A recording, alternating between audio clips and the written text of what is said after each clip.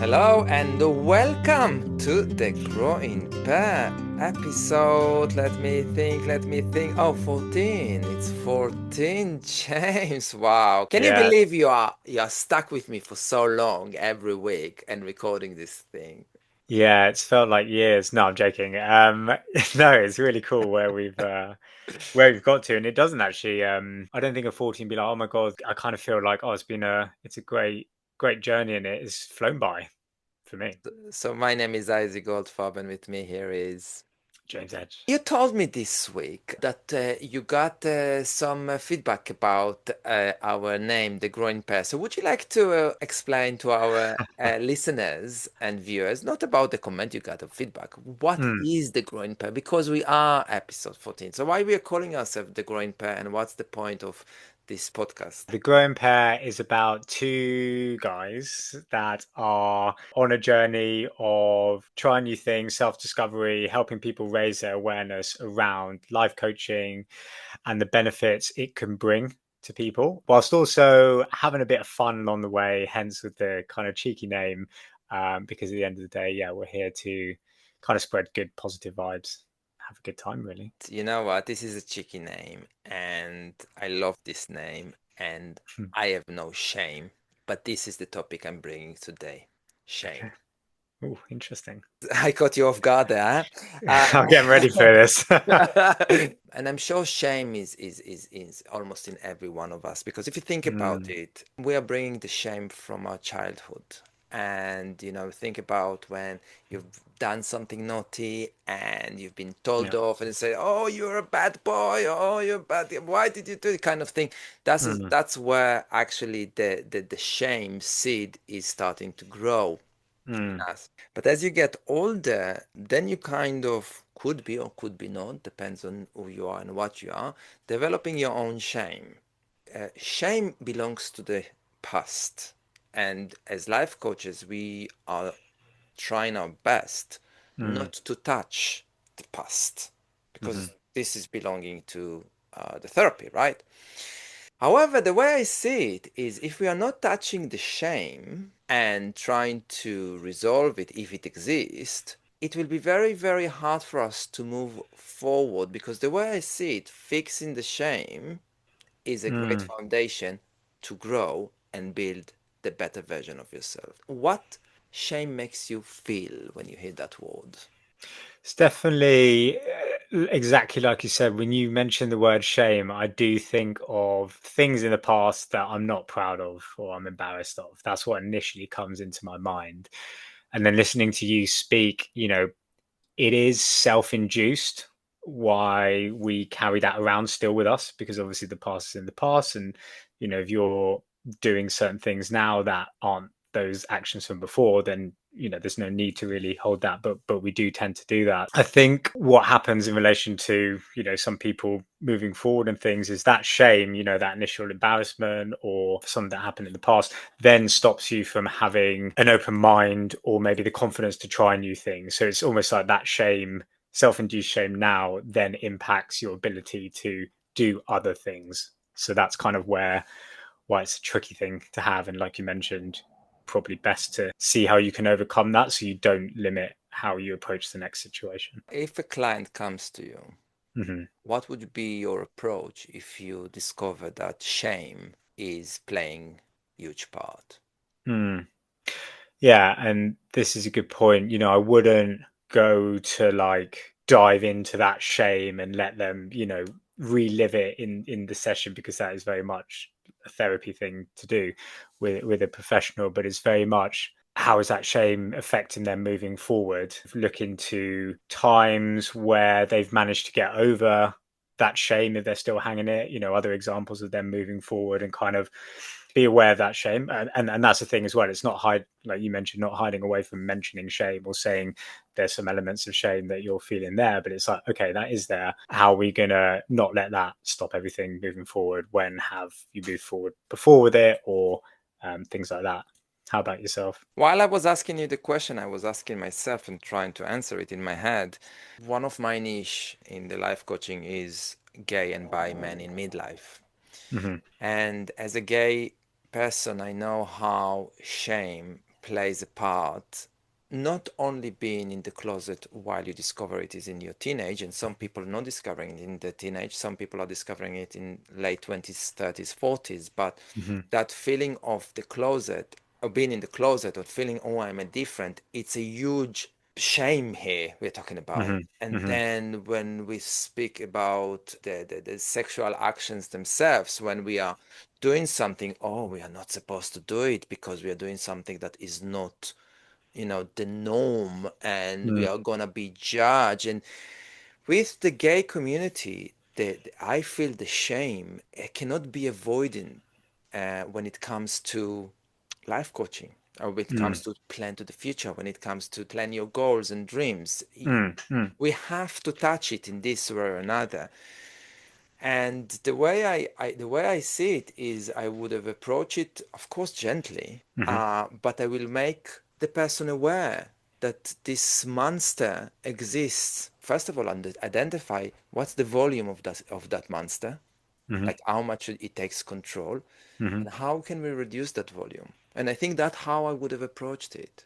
mhm. I was also thinking as well because, like you said, a lot of this is kind of, our shame has been influenced by external factors or the things in the past.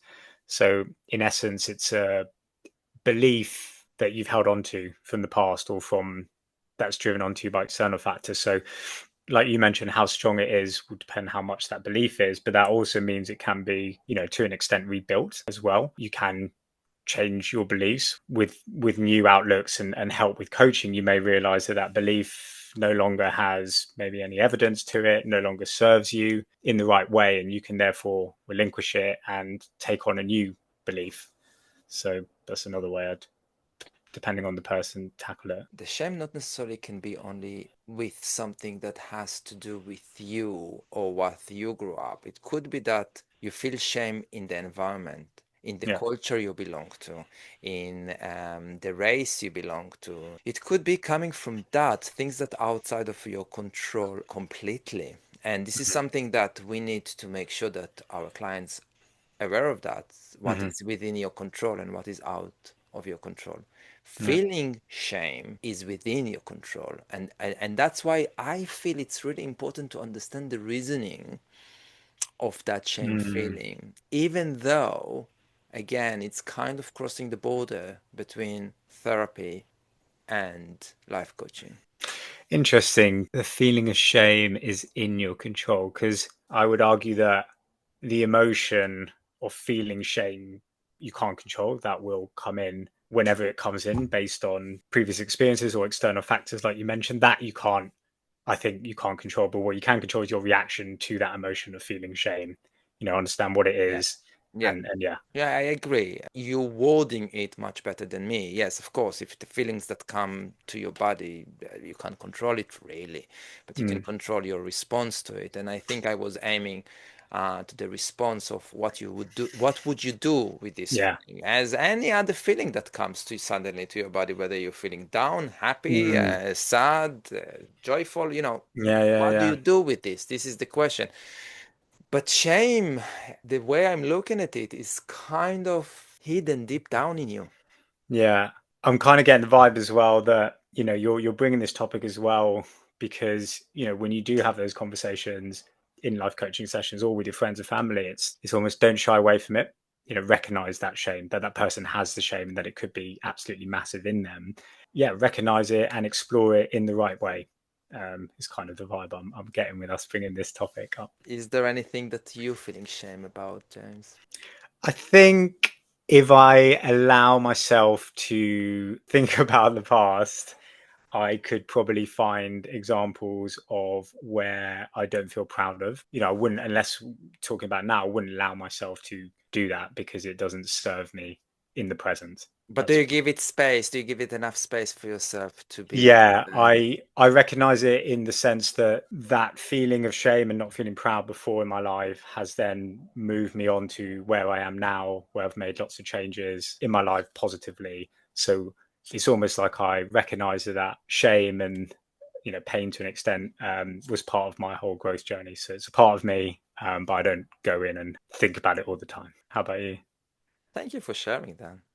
That's okay. I'm carrying the gay shame with me since I was very young. Mm, I think that I'm carrying my race, my religion with me. My home country, it's a feeling again with everything that's going on in the news. There is a lot of small pieces of shame that every now and then creep in and say, well, yeah, hello, I'm here. But I think what I've learned over the years is not to give it power over me, like hmm acknowledging it and saying, okay, yeah, it's things that are within my control, things that are outside of my control, but okay, it's there. yeah. I was born gay. Funny enough, when I'm thinking about me being gay, because it's not every day for me, it's normal now, yeah. But when I'm thinking about the process I've gone through, Mm, I'm thinking a lot about my dad and whether if he was alive, how he would have approached my lifestyle, and even that only that thinking and feeling in my head is mm, already giving that shame a mm, space. It's there, but mm. I would like to help people, or maybe people that are listening to it, understand that, as you said, it's within your response, your control, how to respond to those Yeah. shame moments. Thanks for sharing as well, Isaac. Let us know what shame means to you. How do you respond to shame? How does shame impact you? We would love to hear from you. And Yeah. of course, like, comment, share, subscribe, do whatever it takes to Yeah. allow us to grow as the growing pair. Two things you are taking from today episode, James. Just again, remembering that, these kind of deeper feelings, is good to recognize them, not kind of shy away from them, pretend they're not there, um, and just be aware. And yeah, like I said, kind of know that it's a part of the past, but it's kind of can be looked in a positive way. The second thing will be exploring how much, shame, that feeling of shame can impact myself or other people moving forwards. And also being cognizant that if it is really impacting someone moving forwards, then maybe it's a good time to signpost to therapy to get more intervention. Mm. You? Interesting. I think that this podcast allows me more to understand the necessity of diving in when it comes to shame with our clients, and not to put a border and say, "Oh, this is the past." Don't because I think it's really important to, of course, do it gently. You have to do it gently, but to touch, to understand, to make them aware, to make our clients aware that Mm, this is something that needs to be looked at mm, least looked at. Not mm. to say I'm not going to solve this because that's required a lot of, yeah, but let's look at that. The second thing is, I don't know if it's the right English grammatically, but I'm not ashamed to be shame to feel shame. That's good. Yeah, I like that. Good way to end the show. That. Good to see you, James. As always, good to hear from you as always. And until next time, see you very, very soon. Bye, everyone. Bye bye.